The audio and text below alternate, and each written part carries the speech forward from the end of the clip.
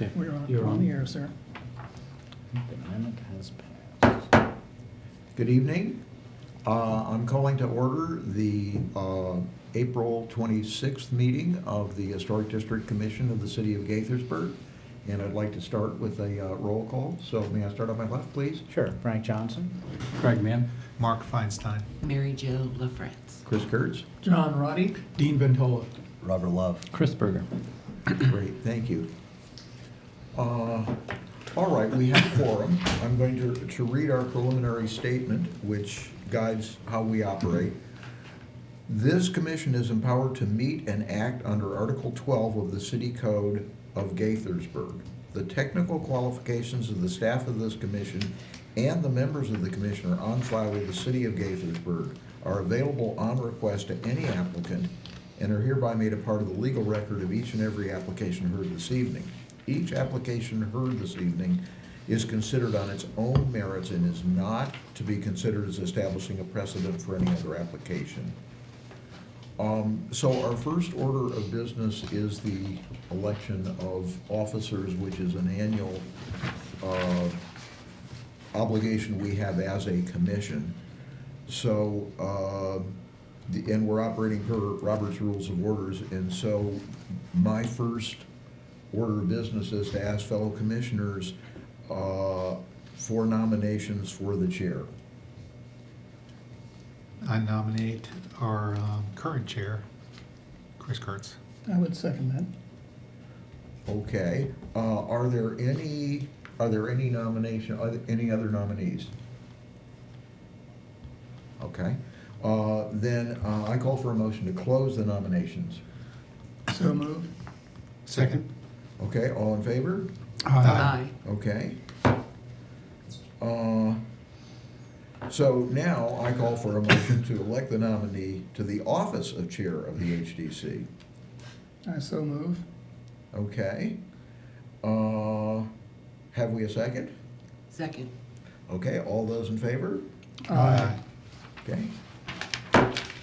You're stuck with me for another year or thereabouts. Very well. Now, and this is no kidding, this is an important job. John has been a wonderful vice, but whoever is the vice really has an important role. So I'm now calling for nominations for the office of vice chair of the commission. I move that we keep the team together and John Roddy. Second. Okay. I will now call for, are there any other nominees for vice? I would make the comment that I'm more than happy to serve, but I certainly don't want to impede the wishes of anyone else who would like this august position. Do I see you champing at the bit? I don't think so. He's looking at his watch. That's not bloody likely. Very well.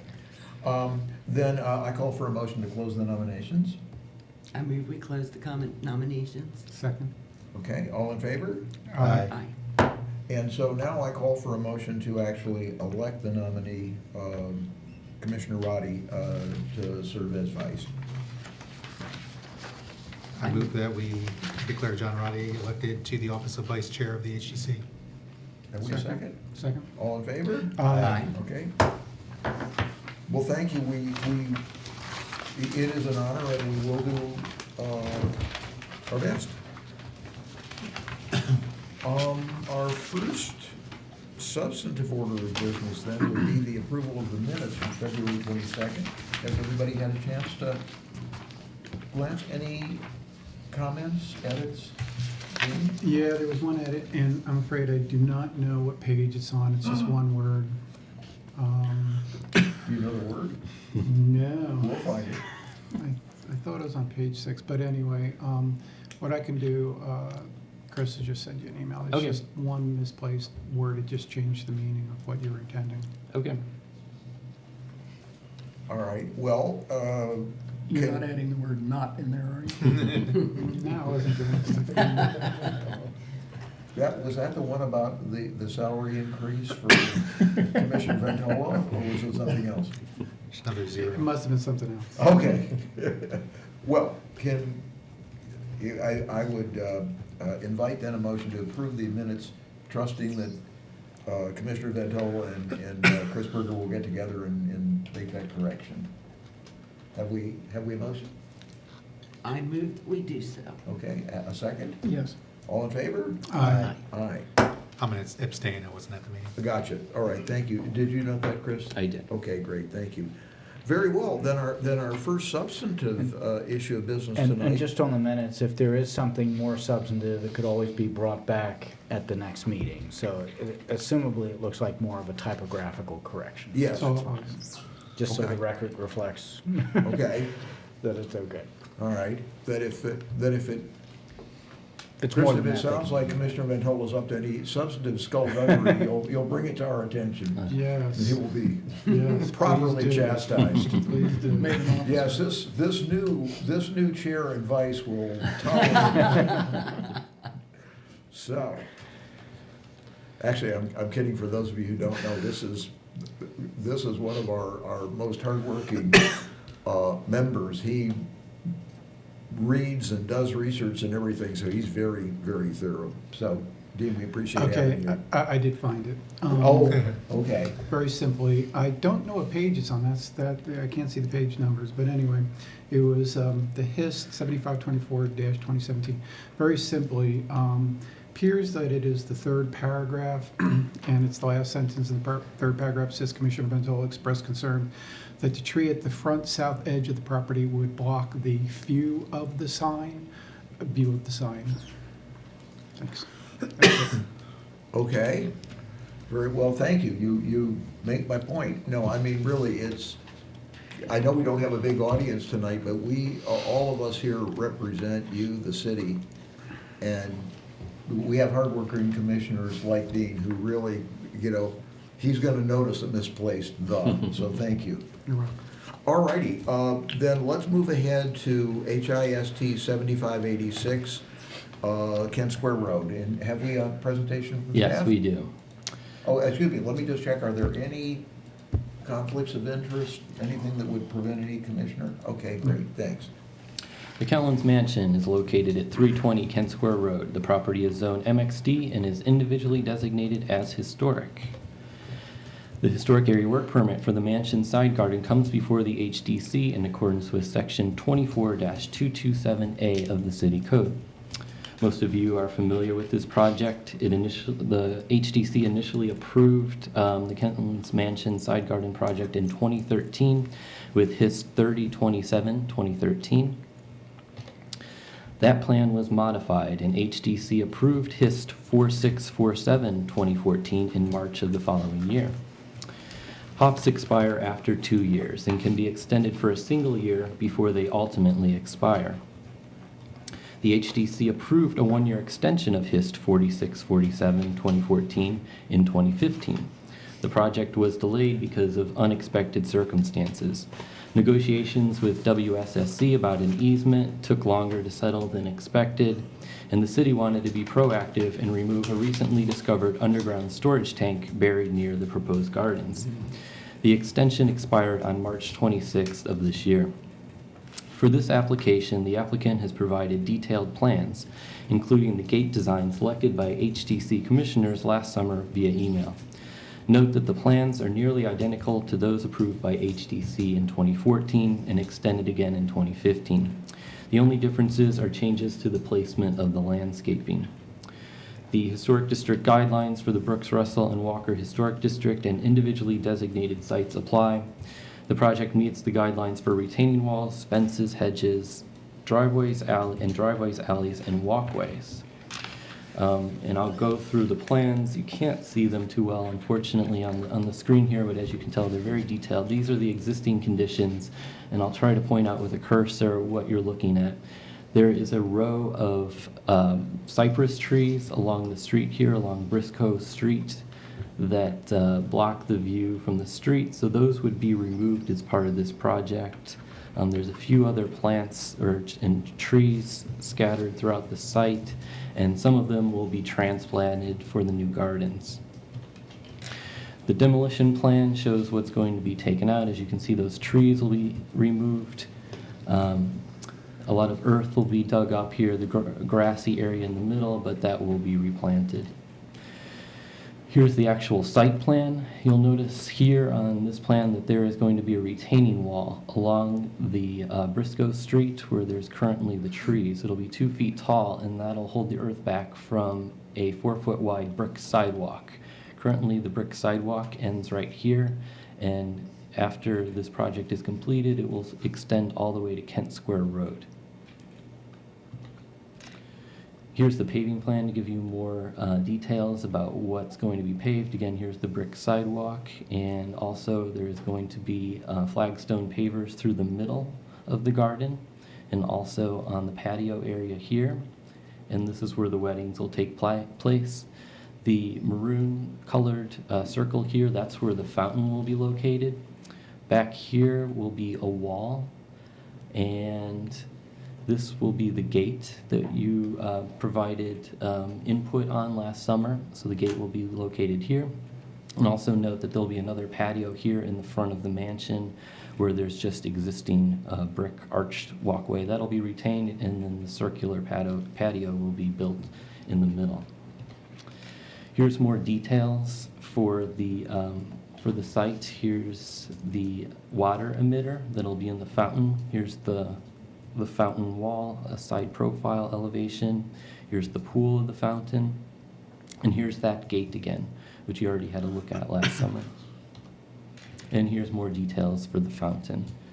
This is the retaining wall that'll be along the street, 2 feet tall, and then the 4-foot wide brick pathway. And last, the landscape plan. This is where there's slight changes. There's a few trees have been shifted around. But essentially the plan is exactly the same as what was approved in 2014 and 2015. So, Mr. Sean Stevens, Public Works Operation Administrator, is here if you have any questions. All right, welcome, sir. You need not say a thing other than your name for the record. My name's Sean Stevens. I'm the Okay, Public Works Sean. Operations Thank you. Administrator. If you want to add anything to what Chris has said, fine, and again, you certainly don't have to. I think he covered it well. Like as he stated, we suffered quite a few delays with WSSC getting Yeah. this easement released to us. But we're on track now. The procurement for construction is in procurement. We're scheduled to go out to bid for construction, I would think by the end of July, and then we're planning November 13th start date on construction with construction being completed by no later than April 3rd. Right. To not affect the wedding schedules out at the mansion. Right. Chris, I think for the record, we ought to put up Exhibit 11, the one Sure, that came in. yeah. Just so that the person that made the comment and anybody looking knows that we considered everything that was submitted to us.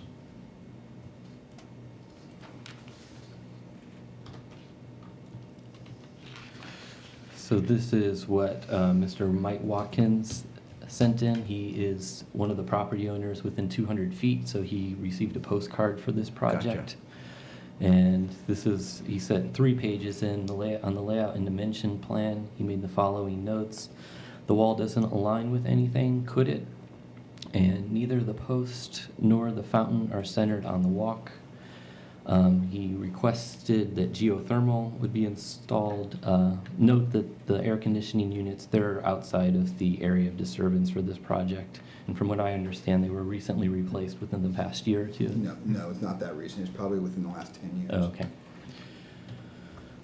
On the construction detail plan, he made comments about the stone around the gates and requested if brick could be installed.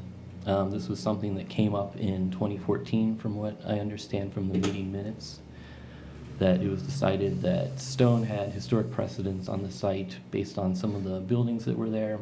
Also, there were quarries on the site, so there is precedence for stone in the Kentlands. And then finally, on the lighting plan, he asked if these lights are these lights dark skies friendly. All right, thank you. And is anyone here, is Mr. Walker or anybody in the audience want to speak to this? application in any way? Okay. Well, commissioners, what is your pleasure? Let me start with ladies first, and then we'll jump over to Mark and work our way down. Will the gentleman here representing tonight be able to answer the questions for the record that were asked by the gentleman who wrote in? I'll do the best I can. In regards to his first question about it not being aligned with anything, I discussed that with Chris, and I really didn't understand what he was talking about on that end. I could tell you, I'm believing that it's, as you walk down the path of the sidewalk, he's saying the vista at the end is not addressed. As you're walking down the center with the paver walk that's going down the center of the garden? Well, it's actually along the face of the building. You can see the arrow, if you just trace the arrow further back. It's in center with the sidewalk in question. I don't think that's a sidewalk. Isn't that the wood ramp that leads up to Well, the patio? yeah, okay, the ramp. That's all he's saying. Yeah. I'm not saying I'm If for it or against it, I'm just saying to clarify your question, I think that's what he's indicating. I don't have an answer for that, Okay, to be quite frank with you. all righty. The second question was, Neither the post nor the fountain are centered on the walk.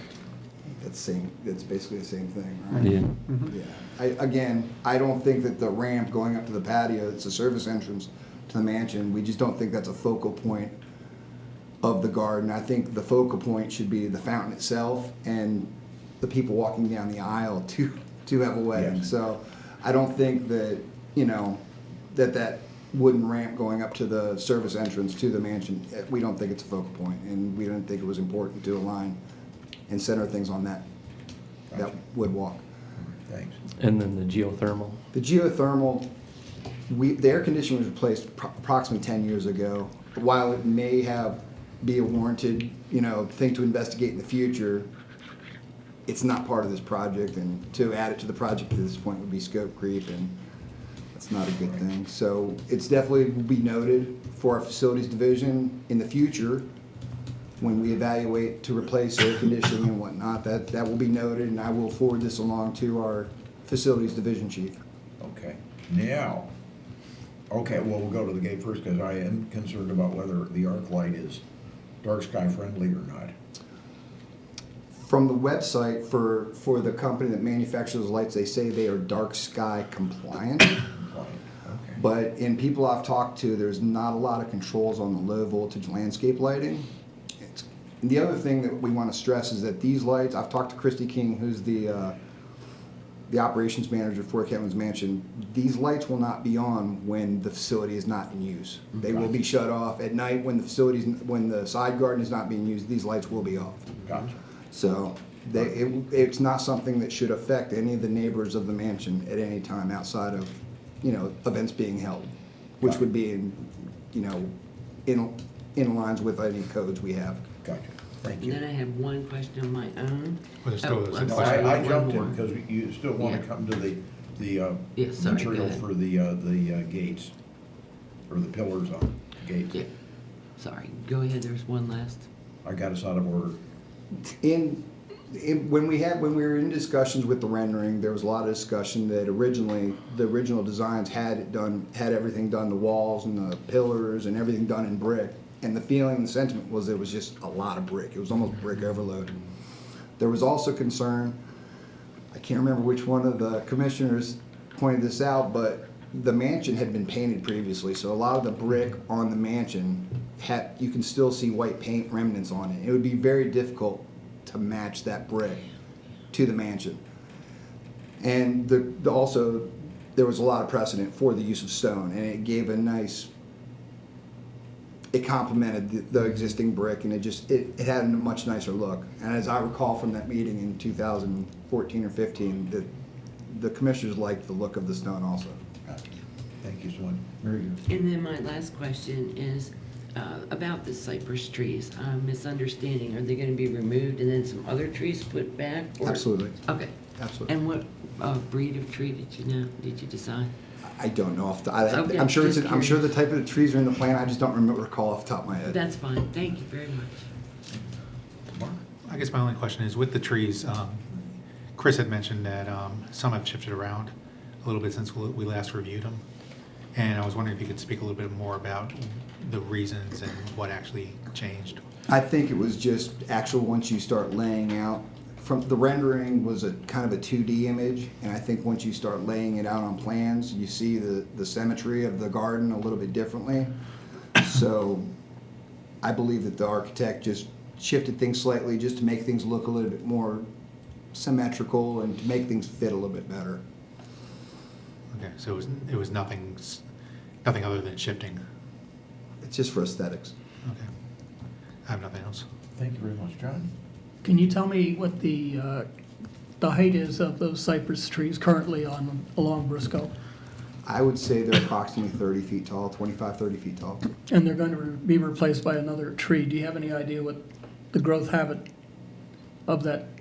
I don't know The it off the top of my proposed head, but trees. I can find it and I can forward it to Chris to share with all of you. I should add that staff will also review this project as part of the staff approval, and we recently hired a arborist on our staff, so he will be reviewing the landscaping, specifically the trees for the property, for their appropriateness for this location. So that definitely will be considered by a professional. All right, thank you. Thank you.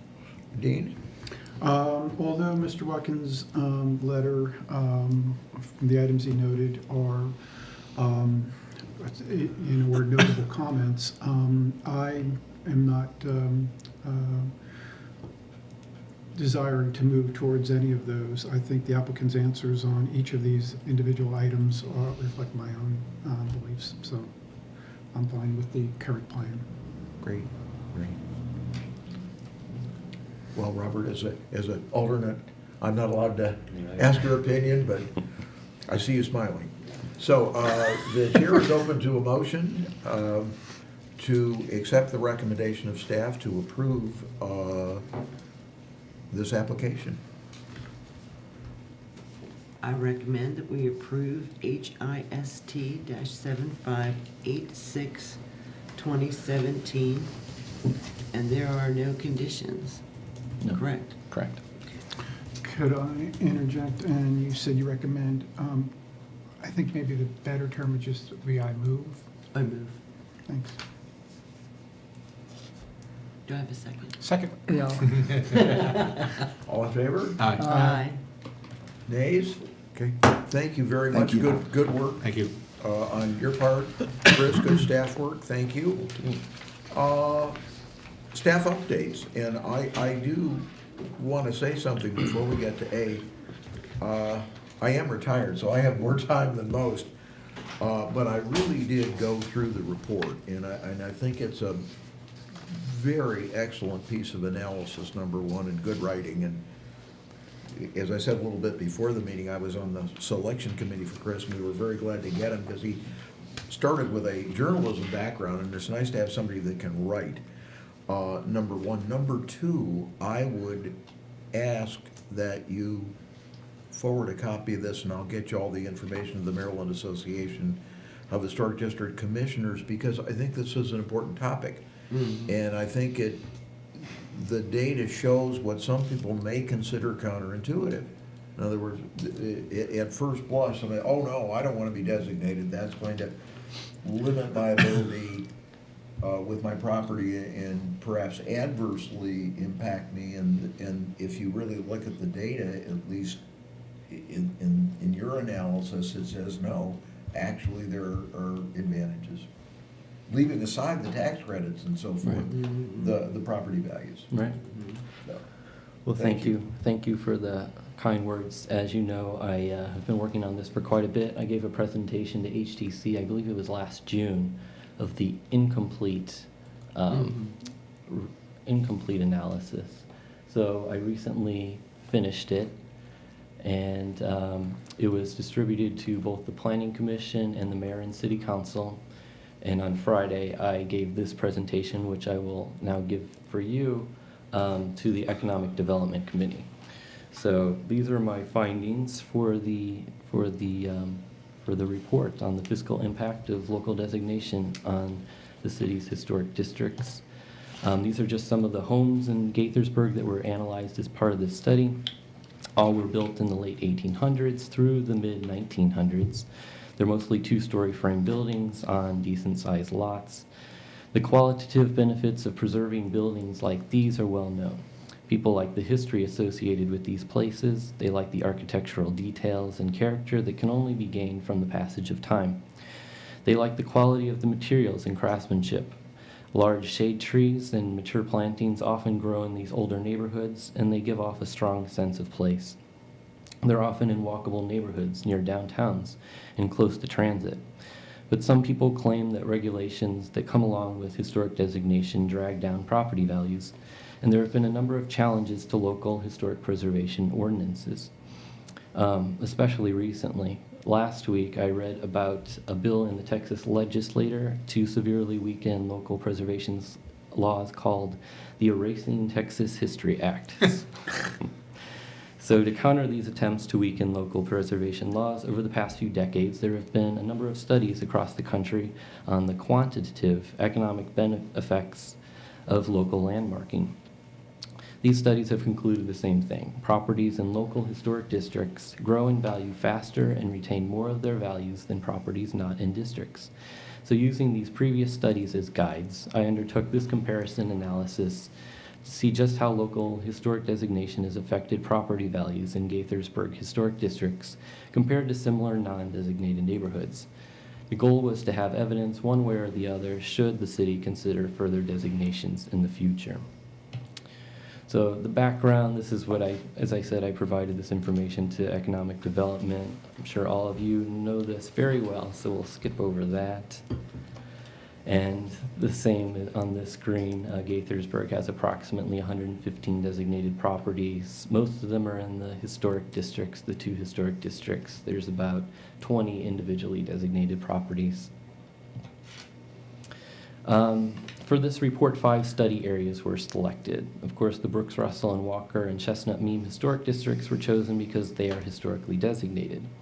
Observatory Heights, Realty Park, and Deer Park were selected as the non-designated study areas because, like the two historic districts, they generally contain buildings with similar construction dates, architectural styles, neighborhood infrastructure, street layouts, geography, average lot sizes, which you can see here on this chart, that Brooks, Russell, and Walker had the largest average lot size at more than 0.35 acres.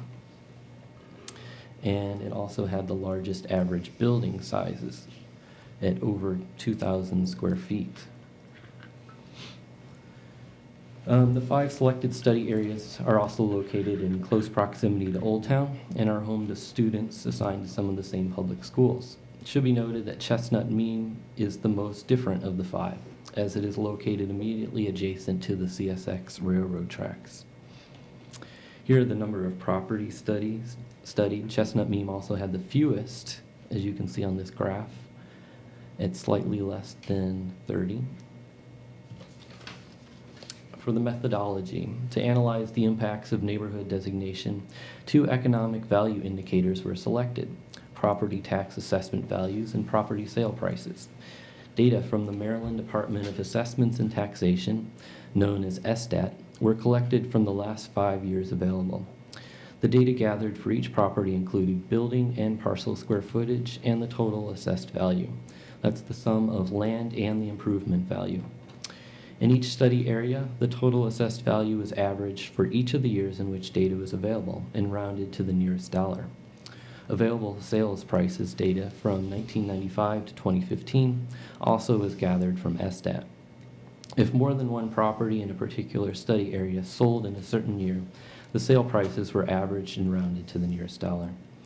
The goal was to compare apples to apples, so only residences zoned R90 were included for this study. Finally, to adjust for inflation, both total assessed values and sale prices were converted from real dollars to 2015 constant dollars, using data from the Bureau of Labor Statistics. For example, $100,000 in 1995 real dollars was worth $155,552 in 2015 constant dollars. And the data were compiled in Excel tables. So here's a representative example. You can't see it too well, but we have the total assessment information here on the left, the address, total assessment information, then the sales prices from 95 to 2000, the building square footage, and the lot square footage. And now for the results of the study areas. The Brooks, Russell, and Walker Historic District had the highest average assessed value in each of the past 5 assessment years. Now this was expected because if you can remember, the district had the largest average building sizes and lot sizes. From 1995 to 2015, the Chestnut Meme and Brooks, Russell, and Walker Historic District's average total assessed value appreciated at a higher percentage than the 3 other neighborhoods.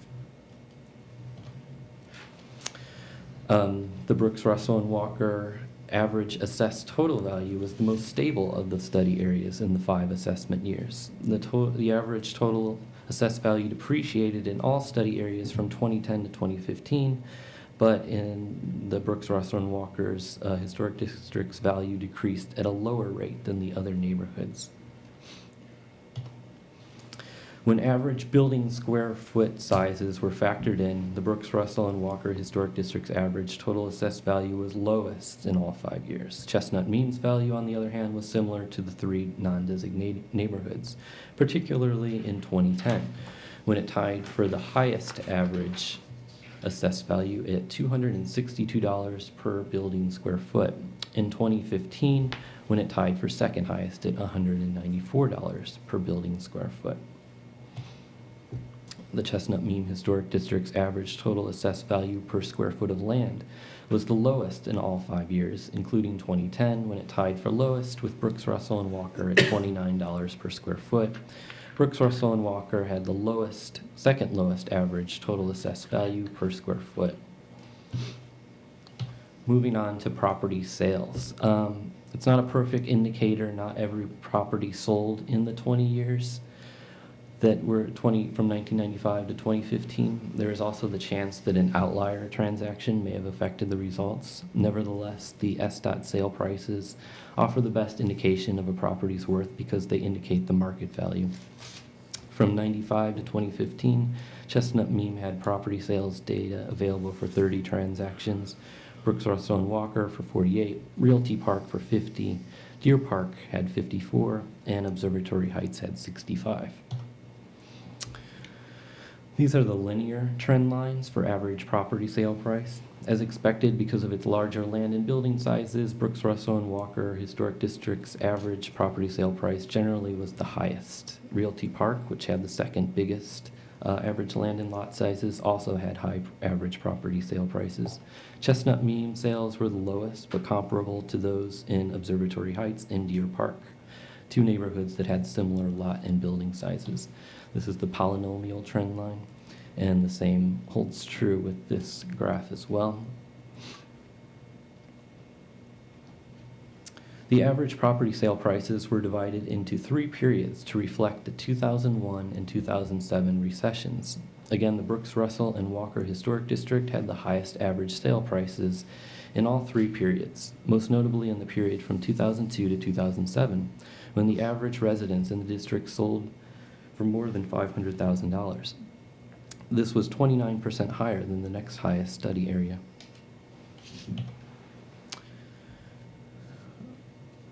The Brooks, Russell, and Walker Historic District's average sale price per building square foot did not increase as rapidly as the other areas, however. The linear trend lines here show that the historic district's rate increased at the lowest pace of the 5 study areas. Chestnut Meme's rate was 3rd after Realty Park and Deer Park. And here for the polynomial trend line shows Brooks, Russell, and Walker was just ahead of Observatory Heights as of 2015. From 2005 to 2010, the historic district exhibited an average building sale price that was only superseded by Deer Park. The average building sale prices per square foot were grouped into 3 periods again to reflect the 2001 and 07 recessions. Deer Park's sale price per square foot was the highest overall. Brooks, Russell, and Walker had the second highest price in the periods from 95 to 2001 and 2002 to 2007, but it was the lowest in the most recent period. Chestnut Memes was lowest in the first 2 periods, but rose from 2008 to 2015. Citywide property sales data for single-family detached homes were available for the years 95, 2000, 2005, and 2010.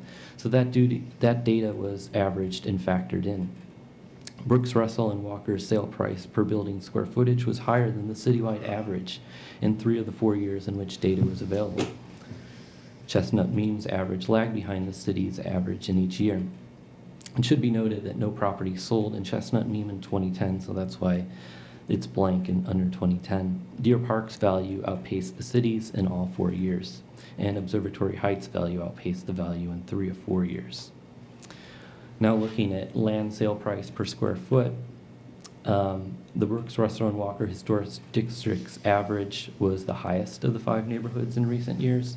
According to these linear trend lines, it was boosted by a strong average sale price per square foot in 2010 and 2015, when the average price eclipsed $50 per square foot. That historic district was closely followed by Realty Park. And the same is true with the polynomial trend line. For Chestnut Meme, it trailed the 4 other study areas in most years, particularly recently. Deer Park's average land sale price per square foot reached $44 from 2010 or 2002 to 2007, the most of any study area, and Chestnut Meme consistently had the lowest average sale price per square foot. Brooks, Russell, and Walker had the highest price per square foot in the most recent period from 2008 to 2015 at $35. The district's average land sale price per square foot appreciated the highest rate from 95 to 2001 to 2008 to 2015 at 68%. Chestnut Meme had the second highest appreciation in those periods at 50%.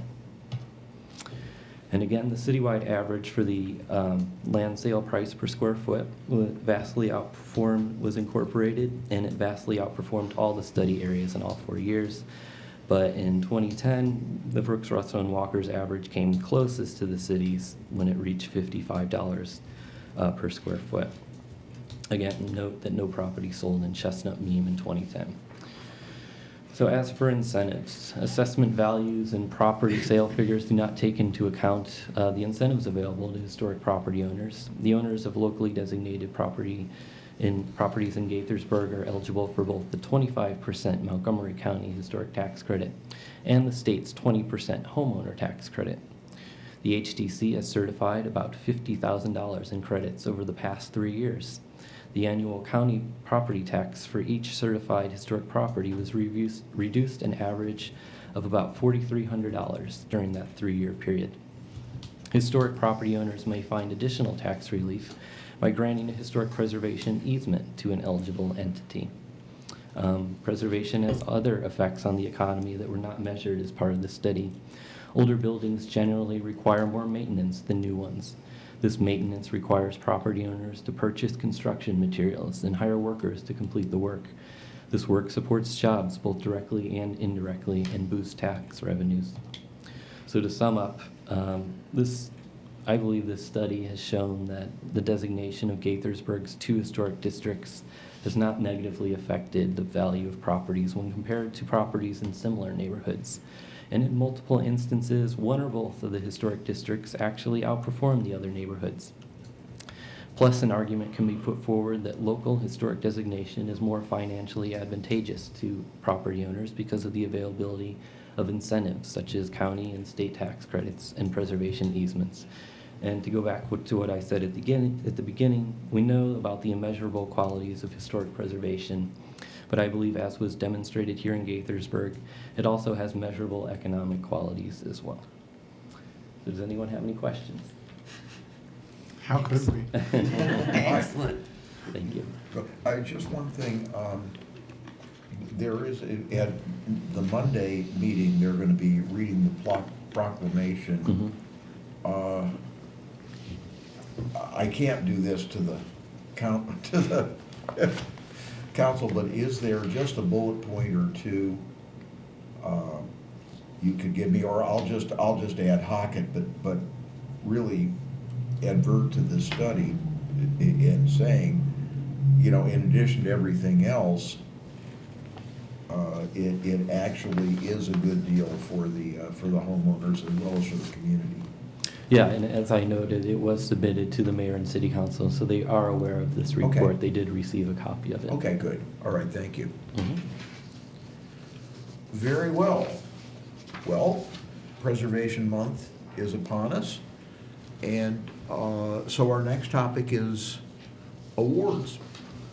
So, typically we give out preservation awards for the month of May, Historic Preservation Month. I sent you a list of our historic area work permits in the past year, and I'm sure you can recognize that they were uninspiring. There was one project, though, that I have on the screen that you may find worthy of an award, even though it was not something that came before the Historic District Commission. This past year, 2016, we finished the restoration of the smokehouse at Summit Hall Farm. So here's what it looked like before. As you can see, there were bushes up against the building which were trapping moisture, and some of the original logs, particularly near the foundation, had rotted away.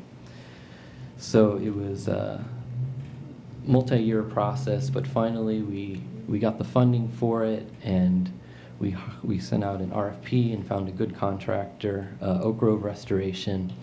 And what they essentially did is they retained the original logs and stripped off everything else. They raised the building, they regraded the site, they added a new stone foundation,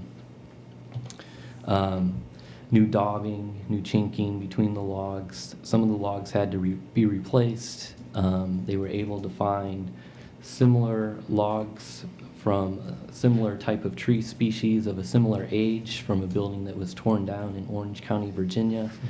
They were able to salvage and use in this building. As you can see, they put a new shake roof on it. And here's what it looks like now. And they also handmade that door using traditional techniques. Unfortunately, we couldn't have a better lock than the master lock that's on the door, but we need something to keep it secure. So if you're willing, I was thinking perhaps they can be awarded. I should also add that the owner of the company or vice president of the company has agreed to give us a tour and explain in detail the work on the smokehouse ahead of next month's meeting. So if everyone's agreeable, we can meet ahead of time over there and then head over here before 7:30.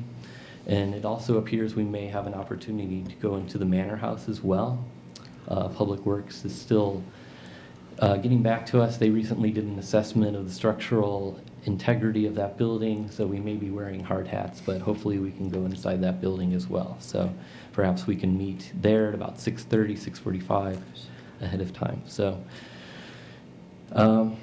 it's up to the commission. Well, let me start on my right this time, Robert. What's your thinking? Yeah, I think it'd be great if we can go out there. It's close to my house, so I have no issue with that. Yeah, I'd love to go through there. I'm trying to remember, we were told, brought something about this in the past. Yeah, I was gonna say, I I've can't provided remember which updates, meeting it yeah. was, yeah. No, I'd love to, yeah. Dean? Well, sure, a tour, but were you also asking, should it be nominated? Yes, Yeah, yes. I think so. The idea of hunting down the tree that's similar, that's pretty amazing. So for that alone, it's noteworthy. But also the after looks so terrific. And do you have an idea, Chris, what percentage of logs remained? The original logs remained? If I had to, Just a you can see in guess. this photo that these closest to the foundation, Mhm, it's I know. easy, I would say more than 75% or Oh, more. wow. Saved? Yeah. Wow. Mhm. Wow. And you know, that reminds me, if you turn to page 10 in this month's in Gaithersburg magazine, I wrote an article about the Wow. restoration. So, Congratulations. I would go back to me, yes, but it also should be nominated, sorry about that, yeah. Thank you. Thank you. Did they not save any of the rafters? no, none of, all that was new anyway. It underwent a restoration in the late 80s or Oh, and they 1990. replaced those. So all that was new Okay. anyway, yeah. Did the original door have leather hinges? It was built in 1810, so I'm sure there had been a couple doors put on in the meantime, but I think that metal like this is something that would have been historically accurate. True, I was just curious about the original. I'm not sure about the original. There was a door on it that had been made in the 1990s, so that's the only other door I know of. Okay, John? I would agree with Commissioner Ventola, I think, and Commissioner Love. I think this should be considered. And I as well would love to tour the area. Yep. Commissioner LaFrance? I feel incredibly grateful that I was able to tour this before it was renovated. And myself and other commissioners were featured in the Gaithersburg Gazette, which is no longer at our doorstep, but it was a lot of fun. And yes, I would wholeheartedly support an award for this property. Mark? Yeah, it looks like a beautiful restoration, and I look forward to hopefully being able to visit and certainly support the nomination. And so, I'm sure, Chris, as good a writer as you are, you can work up the language of proclamation. It seems to me important that we make sure not only that the contractor, but I think more importantly, that the city officials who had a hand in seeing the importance of this, designating the funding for it, and then, whoever in Public Works or whichever, part of the city was involved, that everybody really get recognition. So can you track down the unusually good suspects in this case? Sure. Okay. Because this just didn't happen, and everybody really does deserve credit. This is, Summit Hill Farm is a very important part of the city, and I think very few cities would, they might think about it and talk about it, but actually designate the funds, put out the RFP, get a really qualified contractor that went the kind of extra mile they did here. Yeah, I agree. It's the contractor did a pretty good job, and they went to great lengths to be historically accurate, but in some instances, they also went for longevity as well. Oh, sure. Yep. Well, we've seen it before when the inappropriate materials are used, it actually degrades the historic resource, so it's incredibly important. Yep. Okay, anything else from Chris, from staff? Nope, that's all. All right, commissioners, let me start on the left for anything for the good of the order? Nothing for me. I don't think so at this time. By me? Well, just my thanks to everybody, all the commissioners, all the staff. Wow, and again, that economic report is really amazing, and I want to make, if we get it to the MAHDC, we can get it out, we can plug it in their newsletter and get it out to all the other state commissions. And it can be yet one other thing if they're faced with people that want to have the history erasing act, can say, wait a minute, not so fast. Yep. Well, thank you. Okay, well, the chair is, one last thing.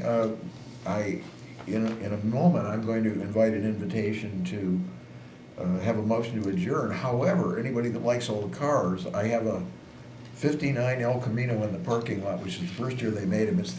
They call it the Batmobile.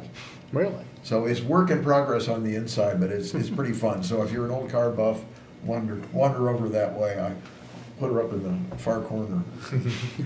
And a reminder for our commissioners to turn in our ethics. Yes, please. Forms. If you've not been ethical and financially prudent, please turn them in. I forgot to bring mine.